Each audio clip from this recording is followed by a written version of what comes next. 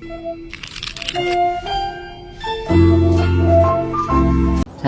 Menurut ahli Ferdian Vorisvoten, geografi adalah ilmu yang mempelajari tentang gejala dan sifat-sifat permukaan bumi dan penduduknya, serta menerangkan hubungan sebab akibat atau terdapatnya gejala dan sifat-sifat itu secara bersamaan. B. Sidney Ekbiau dan DJD Mulkurne. Geografi sebagai ilmu yang mempelajari tentang bumi dan kehidupannya yang memengaruhi cara kita hidup. Makanan yang kita makan, pakaian yang kita pakai, rumah yang kita bangun, dan aktivitas rekreasi yang kita nikmati. Menurut Halimkan, geografi adalah lingkungan alam dan sosial yang merupakan wilayah untuk melakukan kegiatan mendeskripsikan, menganalisis, dan mengamati tingkah laku manusia yang bermanfaat bagi kelangsungan hidup. Menurut Bintarto, geografi diartikan sebagai ilmu pengetahuan, menceritakan, menerangkan sifat-sifat bumi, menganalisis gejala-gejala alam dan penduduk, serta mempelajari corak yang khas mengenai kehidupan dan berusaha mencari fungsi dari unsur-unsur bumi dalam ruang dan waktu. Menurut Strabo, geografi adalah ilmu yang mempelajari karakteristik tertentu pada suatu wilayah dan memperhatikan hubungan antara berbagai tempat. Menurut Halford Mackinder, geografi merupakan ilmu yang fungsi utamanya adalah menyelidiki mengenai interaksi manusia dalam masyarakat serta lingkungan yang berbeda menurut lokasinya.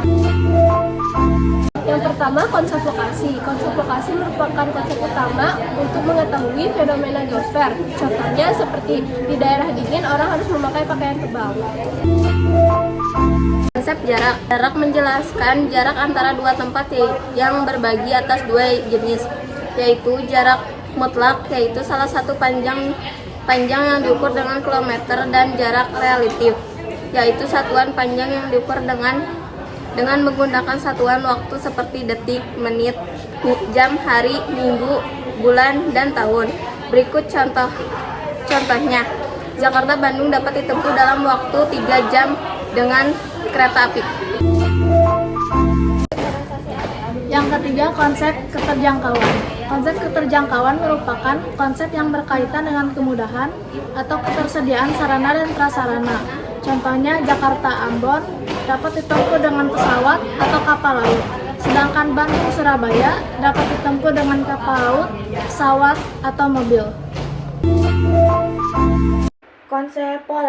Konsep pola berkaitan dengan persebaran fenomena geosfer baik bersifat alami, aliran sungai, persebaran vegetasi, jenis tanah, dan curah hujan, maupun fenomena sosial budaya atau campur tangan manusia, permukiman, jalan raya atau rel kereta api, persebaran penduduk, mata pencarian, dan jenis rumah tinggal. Berikut contoh penerapan konsep pola. Pemukiman penduduk di Pulau Kalimantan umumnya sejajar mengikuti tepian sungai, sedangkan pemukiman penduduk di Pulau Jawa umumnya sejajar mengikuti jalan raya. 5. Konsep morfologi. Konsep morfologi merupakan konsep yang menjelaskan bentuk-bentuk rupa bumi atau lahan yang ada kaitannya dengan proses pengikisan, pengendapan, pengangkatan, dan penurunan lapisan muka bumi. Berikut contoh penerapan konsep morfologi ialah tanah di antaranya rendah lebih tebal daripada tanah di dataran tinggi.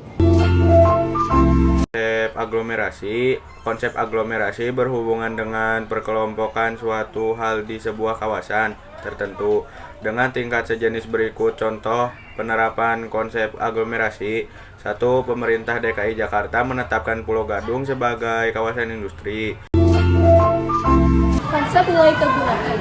Konsep nilai kegunaan berhubungan dengan manfaat yang diberikan oleh suatu fenomena di muka bumi bagi manusia. Contohnya seperti ada orang yang tidak pernah mengunjungi daerah wisata Cibodas, ada yang kadang-kadang, dan ada pula yang sering berkunjung ke daerah wisata Cibodas tersebut. Konsep interaksi dan interdependensi. Konsep ini berhubungan dengan peristiwa-peristiwa yang saling berhubungan dan saling mempengaruhi gejala alam. Berikut contoh penerapan konsep interaksi dan interdependensi. Kota sebagai pusat perindustrian akan menghasilkan barang-barang yang dibutuhkan oleh penduduk desa. Sebaliknya, desa sebagai sentra pertanian akan menghasilkan bahan pangan yang sangat diperlukan oleh penduduk desa. Konsep diferensiasi area. Konsep diferensiasi area berhubungan dengan adanya perbedaan ciri khas suatu wilayah dengan wilayah lain. Contohnya, harga tanah di tengah kota lebih mahal daripada harga tanah di pinggir kota atau di desa. Yang ke-10, konsep keterkaitan ruangan. Konsep keterkaitan ruangan menyangkut keterkaitan pada suatu geografi di satu tempat dengan di tempat lainnya. Contoh, kegagalan panen di wilayah-wilayah penghasil beras dapat menyebabkan kelaparan atau melambungnya harga beras di wilayah lain.